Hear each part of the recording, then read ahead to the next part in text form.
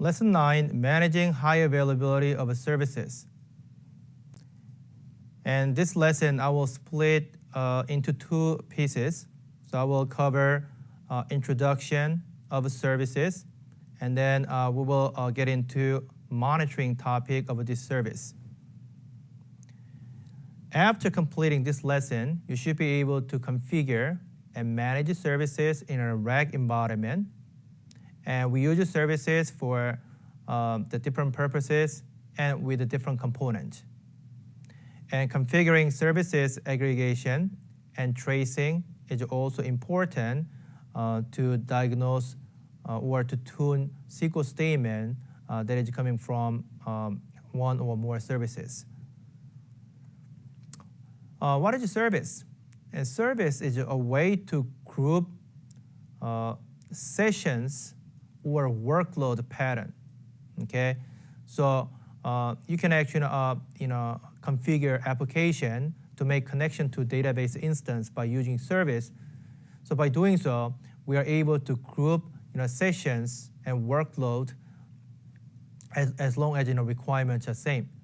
So for example, in your environment, there may be a mixed workload expected.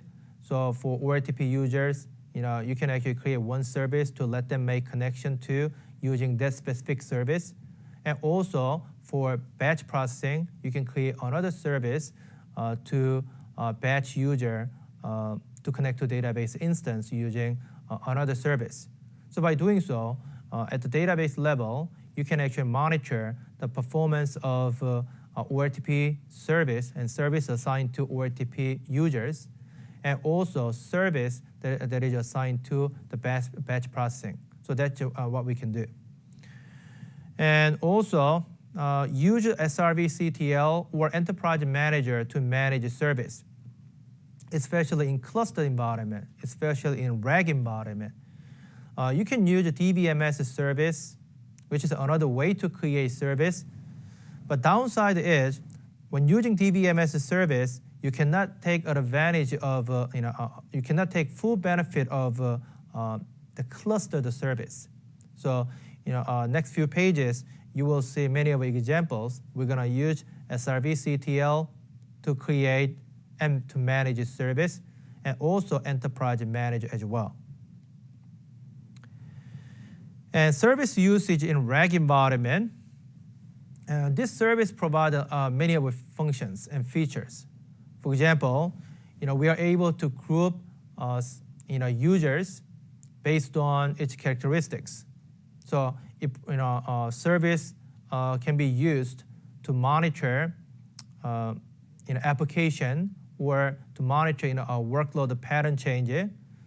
And also we can use a service to provide high availability. For example, one user made a connection to one of the instances by using service, but instance failed. Then clusterware will find out another location where service can be running, so service can be failed over. So in the next new session can make connection to another instance by using same service. So high availability is also available.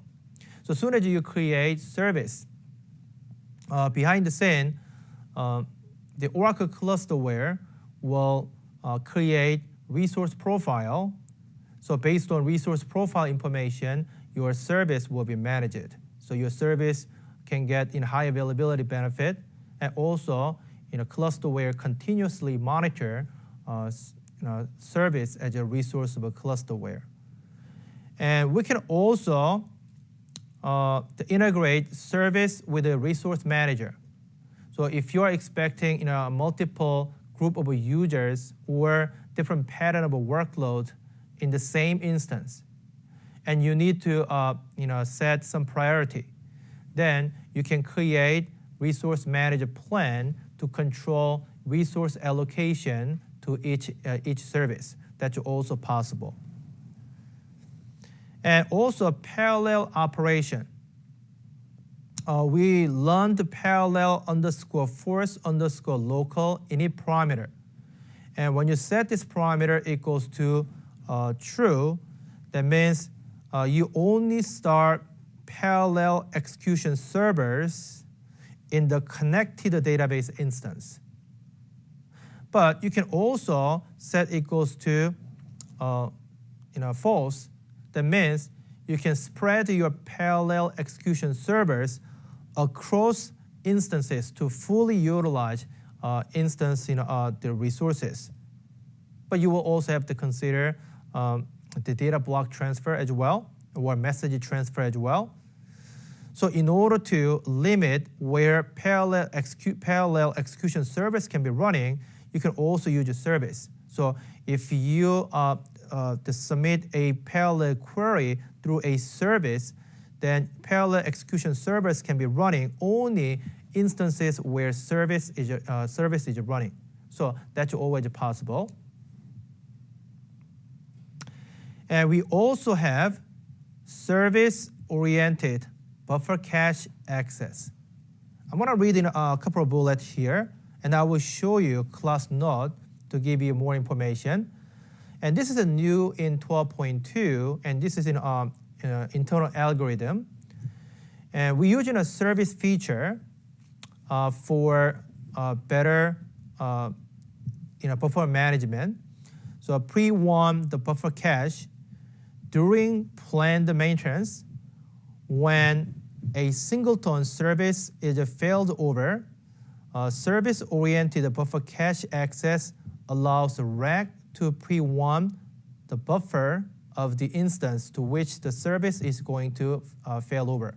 Now here's an important keyword here, and this feature is available with the planned maintenance. So meaning that you are relocating service from one instance to another instance by issuing srvctl relocate command. So you explicitly relocate service. At that point, we can take advantage of an internal algorithm, which is a service-oriented buffer cache.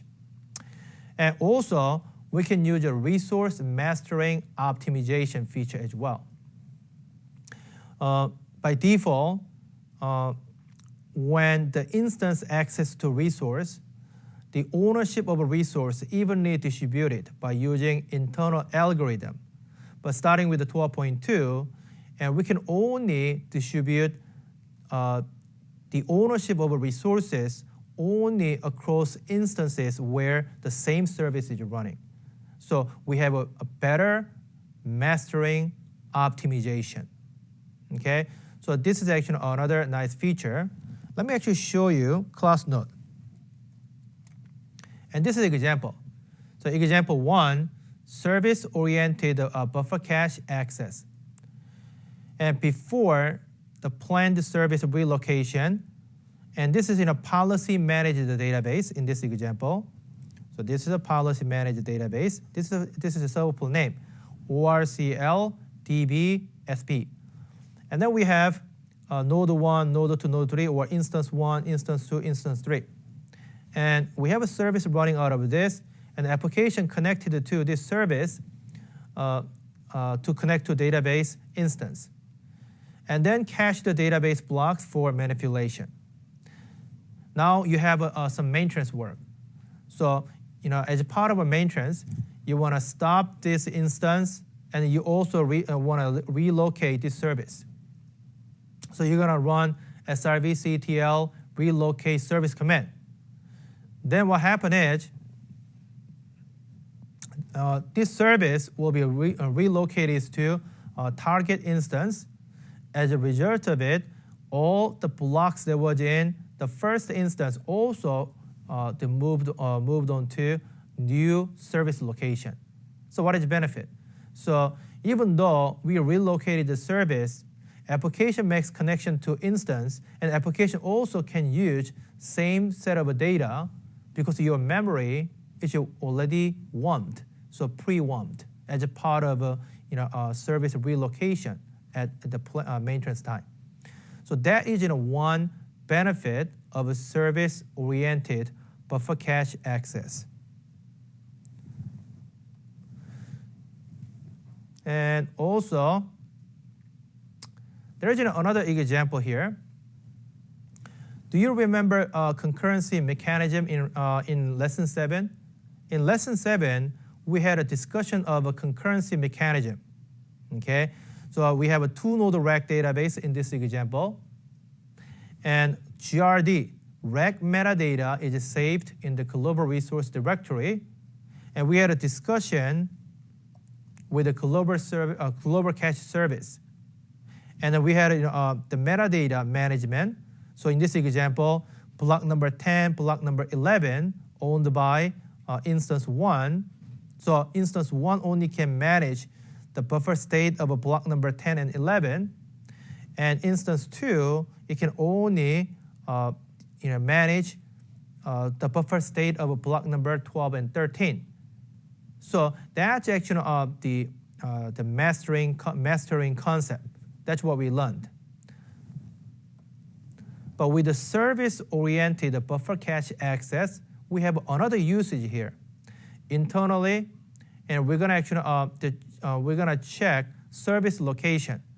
Now, if a service only available in the first instance, and then application connected to instance through this service, and then accessing to these objects, then Oracle will change the ownership of entire blocks to instance where service is running. So if ORCL2, if there is no service running out of here, then ownership will not be assigned to ORCL2. Only instance where service is running, we can assign 100% of ownership. So that is better algorithm in terms of the resource mastering. Now here we have a service characteristics.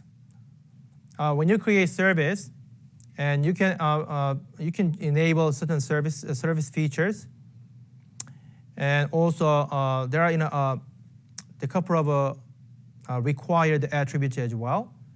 And when you create service, you will have to provide a service name and service addition, whether you want to manage this service automatically or manually in terms of management. And also, you can also create role-based service as well. And where do you want to place this service?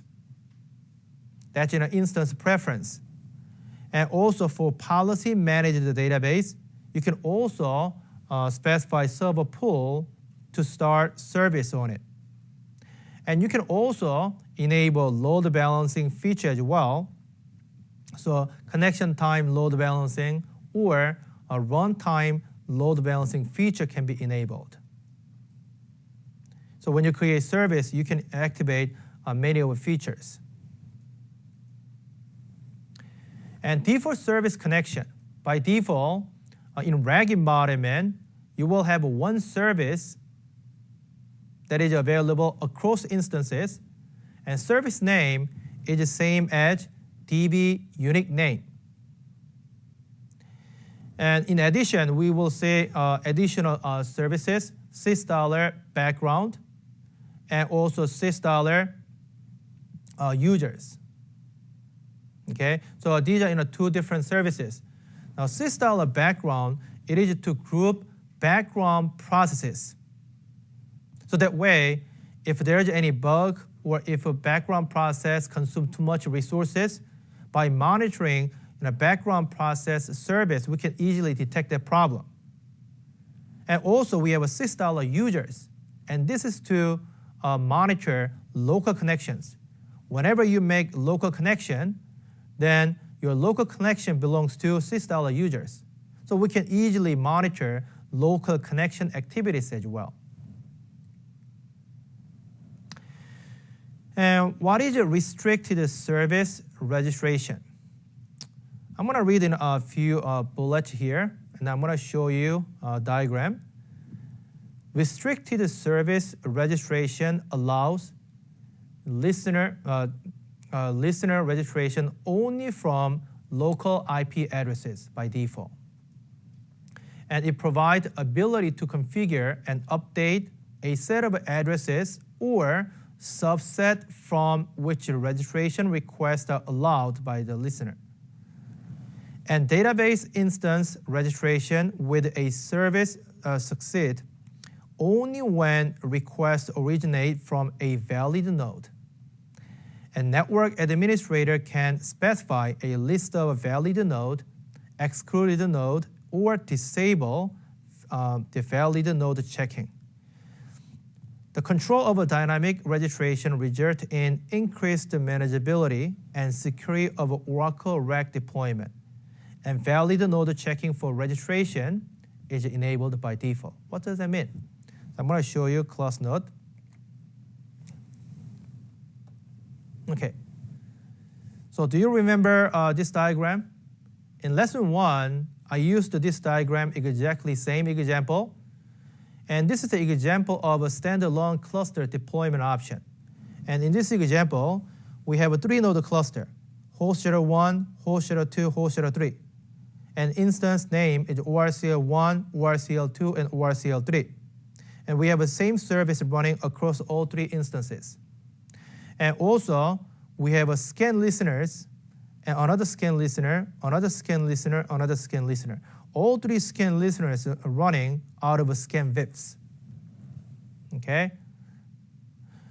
So which information is stored in the scan listener? What is the function of a scan listener?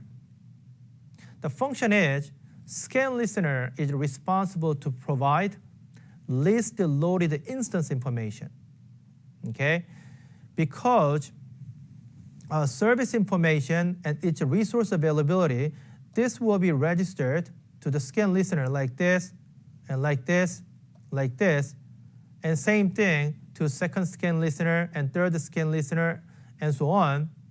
So scan listener, it knows service location and also the resource availability.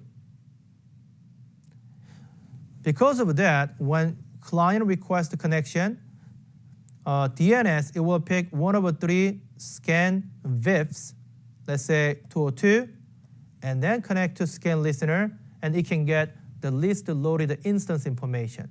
And that is the location where client can connect to.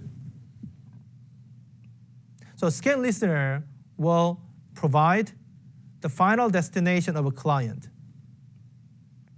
Now, suppose that you have this scenario. Okay, so we have a hacker machine here. You have a hacker machine. This hacker machine also can register, okay, can provide service information. You know what? Even in this machine, I have actually the same service running, for example. So we're going to actually push that information to scan listener. Then what will happen? When user requests a connection, scan listener may provide final destination that is a hacker machine, and that is a problem. That's why we need a restricted service registration. What we can do, we use server control modify scan listener, and you can specify invited node. Only node that is invited can provide service information. So service registration is possible only from invited servers, and also from specific subnet.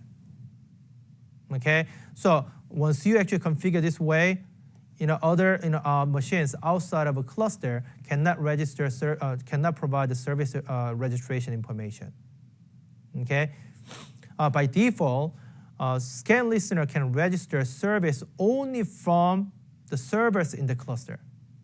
Okay, if there is a request that comes from outside, scan listener will not accept by default. But in addition, you have additional control here.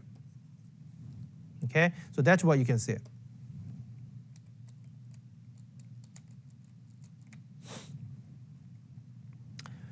Now, how do you create service with Enterprise Manager?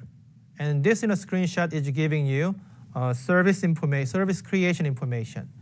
So create service named SERV1, and after create this service, start this service to make it available, and in the local server, update TNS names, and also you can provide high availability information. I want to start this service in the server pool, and I have a cardinality. I can use uniform to start this service across all instances in the server pool, or only single location. and it is for policy-based service. And there are more features available. And you can also create service in the command line interface. So you're going to use srvctl and add a service. And the first two examples are examples from admin managed database. And second example is a policy-based database example. Okay, I'm going to show you this example.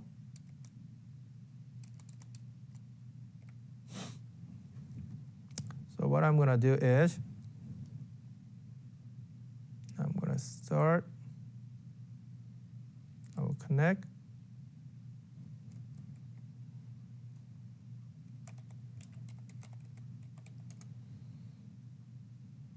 Okay. I believe this is not what I'm supposed to connect. Let me just double check.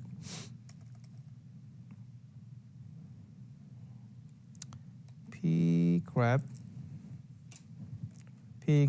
minus lf s1. Do I have a database here? So I have one database here, so I can use it. So what I can do here is I will create one service in this way.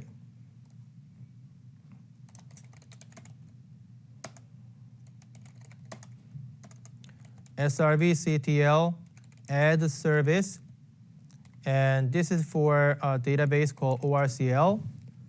And I want to create a service named test, for example. And this test service must be available in the server pool and ORCL DB, and that's a server pool name. And cardinality, I will use a singleton.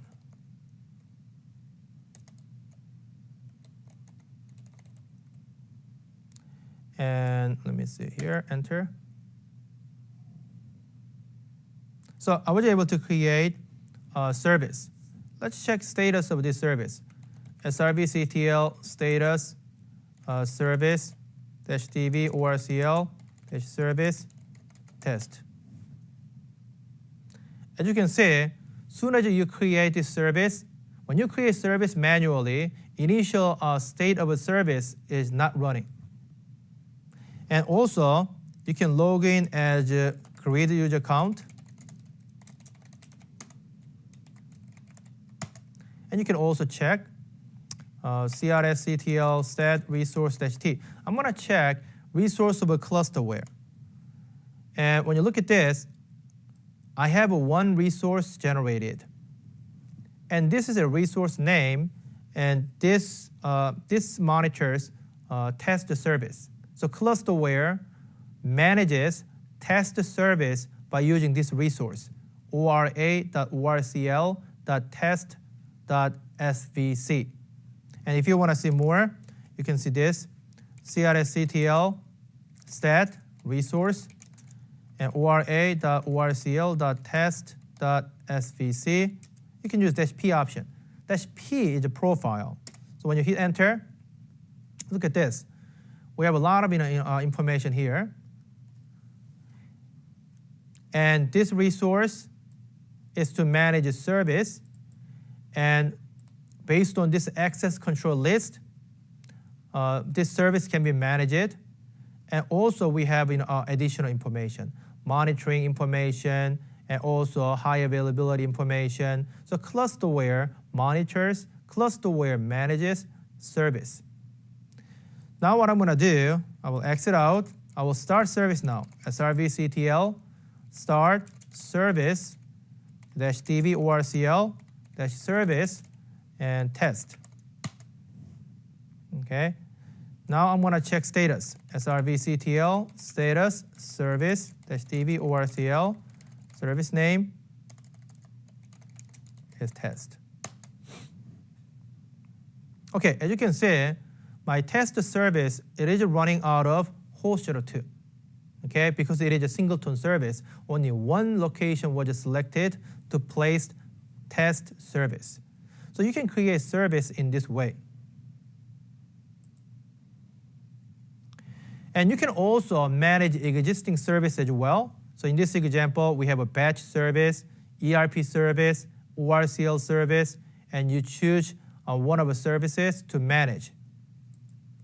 So you can actually manage, in this example, ERP service, and you can enable this service, you can disable this service, you can start and stop, you can relocate service. And if you want to manage a service in the command line, then you can use the srvctl command, srvctl start, stop, disable, modify, preferred instance location, and also you can also relocate it as well. So now we know how to create service, how to manage a service in the server side, in the database side. From client perspective, how can a client make connection to database instance using service? The client can provide service information through tnsnames.ora, so by using local file, or client can provide the same information by using the LDAP or centralized service, naming service. And also for JDBC, also we can use URL to provide the service information. So in this example, ERP, load balance on, cluster, and you provide the service information. And also, you can provide a list of node VIFs to make connection to instance where service is running. And this is an older style, and this is a new style for 11.2 client or above. Okay, so we can make connection to cluster by using single client access name. Prior to 11.2, we had to use a node VIP to make connection. And then JDBC, thin connection also can provide the same information. Now, let's talk about service features, services, and connection load balancing. The two load balancing methods that you can implement are client-side load balancing and server-side load balancing. So what are these? So I'm going to read in a description here. It balances the connection request across listeners. And server-side load balancing is the listener direct a connection request to the best instance currently providing service by using load balancing advisory. Okay, and also FAN, fast connection failover, and load balance advisory depending on connection load balancing. So what is the connection load balancing? And when you look at here, we have a connection load balancing options. So we have a long load balancing goal, short load balancing goal. So what are these? So let's take a look at class node. Okay, this is the example of connection time client-side load balancing. The client-side load balancing is to control and manage the connection request. So if there are 10 concurrent connection requests, I want to spread this request across the scan listeners evenly. If there are 30 concurrent connection requests, I want to spread concurrent connection requests across scan listeners, across instances, across reg servers. So that is a meaning of load balancing at the client side. So how we can achieve this goal in 12.2? We can actually achieve load balancing at the client side in this way. In the DNS, we have a single client access name, which is a scan. It has 3 associated scan VIFs. And these are the location of a scan listeners: scan listener 1, scan listener 2, scan listener 3. When concurrent request comes, scan listener will pick one of the 3 IP addresses round robin fashion. So scan listener 1, scan listener 2, scan listener 3 will receive about same amount of a connection request. So we can manage about same volume of a request to return load balance information. So by doing so, we can balance connection request in this way. So with the scan, connection time, client-side load balancing, this part is automatically done in the server side by using scan and scan VIP. Now, let's take a look at server-side load balancing. And we have two options. We can configure service to use a long-based the load balancing, or short-based load balancing. Okay, the difference is short-based load balancing is it is to make connection to the instance that give you a better response time, better service time. Because in the server level, achievable service time per call is collected and computed.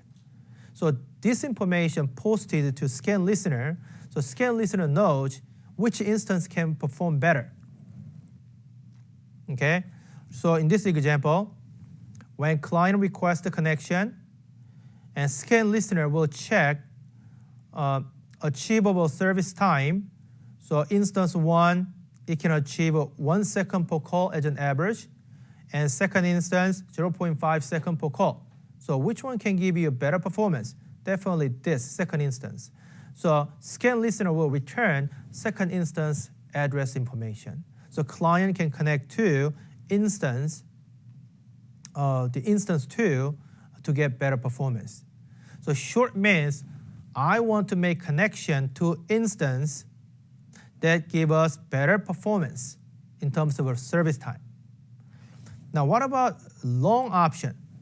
This long option is it is to balance load based on number of connections. So less number of connections means the instance has more resources. More connections in a specific instance, that means the more work is loaded. So when request comes, scan listener check how many connections made to each instance. In this example, ORCL1, it has 5 connections made. ORCL2, it's 1 connection is made. So in this case, scan listener will think instance 2 will perform better, so it will return instance 2 address information based on number of connections. Okay? Now, the most common usage of a long-based connection load balancing is this. In the multi-tier environment, before user requests the connection, you will pre-establish a connection by using connection pool. So when you create connection pool, your instances are equally loaded because it is before user makes connection.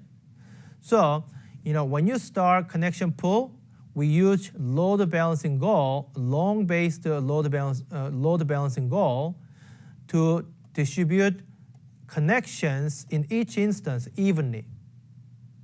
That is connection-based load balancing. So that is connection time. So remember that up to this point, we had a discussion of connection time, client-side load balancing. You balance connection request to spread request across the scan listeners. Another one was connection time, server-side load balancing. We have a service time-based, connection time, server-side load balancing, and number of connection-based, server-side load balancing. So based on your environment, you can go with the service time-based balancing or the number of connection-based load balancing. So that is the idea. Now, we also have a runtime server-side load balancing. So in the previous example, initially, all 3 instances are equally loaded. However, as time goes on, you may have a different the pattern of a workload. So maybe one server more loaded, another server, another server may have enough resources over the time. So I need to share this runtime resource availability. Is it possible in RAG environment? Yes, it's possible. So that is through fan event message. In the clients, in the server side, the runtime load balancing information periodically collected. And that information is saved in the fan fast application notification message. So in this example, service that is running out of a node 1, instance 2, instance 3, this is actually our resource availability. Instance 1 can perform 20% of work at this time. Instance 2 can perform 65% of work at this time.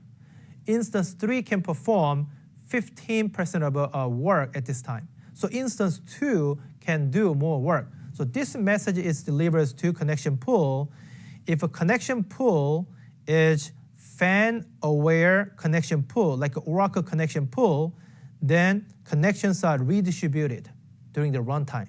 So maybe one connection is disconnected, and then reestablish connection, disconnect from here, make more connection to second instance.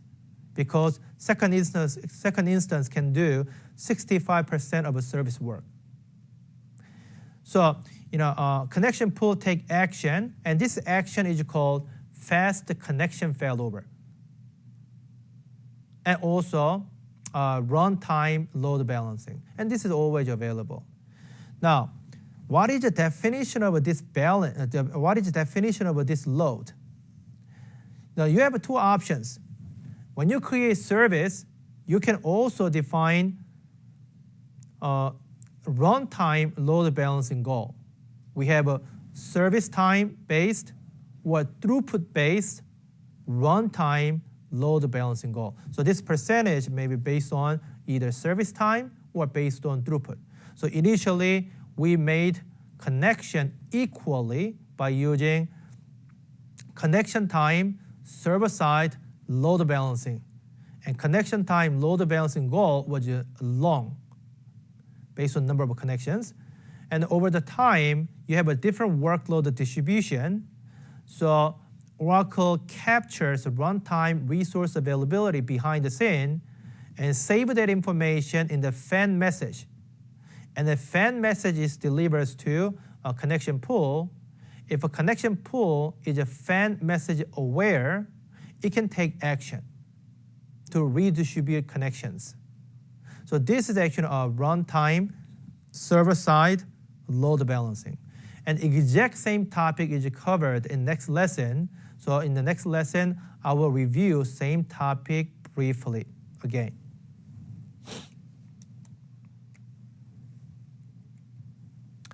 And we also have a service and transparent application failover. It is in TAF, and this is to failover session. Okay, you have to know what is a connection and what is a session. Connection is a physical path. The session is connection that is taken by a user. So session monitoring is more important. Suppose that you establish the session to instance 1, and you issue the SQL statement, but because of an instance failure, service failure, you lost the session. And you also lost the in-flight transaction. And you also lost your SQL statement that was running. Okay? So if you enable TAF, then it's possible to fail over a session to another instance. It's also possible to fail over select statement as well. So TAF can give you that capability. So when you create service, or for existing service, you can enable failover method basic, failover type select, which is a TAF configuration. So let's take a look at this. So TAF, there are two possible configurations, basic configuration and also pre-connect configuration. The basic configuration is the client makes connection to the instance where service is running, and you enable the TEF. If instance goes down and service will not be available, so at failure time, client will make connection to second instance as a part of transparent application failover. And your SQL statement also can be failed over as well. Now, we also have a pre-connect method. The pre-connect method is the time when you establish a connection, we make initial connection, we also make backup connection as well. So if something goes wrong in the initial location, instance, then we simply take backup connection immediately. So it is to reduce session failover time. And what is the downside? The benefit is very clear. So you can speed up failover. But downside is to achieve this goal, you have to consume double the resource in this example. Okay? So you have to choose which one you want to use. And also TEF is not available in all the cases, and this is only available for JDB, the Oracle Net Service connection, and also OCI in a client. Okay, so I think I covered enough in the first part. So in the second part, I will introduce how we can integrate service with the other component, and also how we can monitor service and how we can trace. And that will be the second part of this lesson.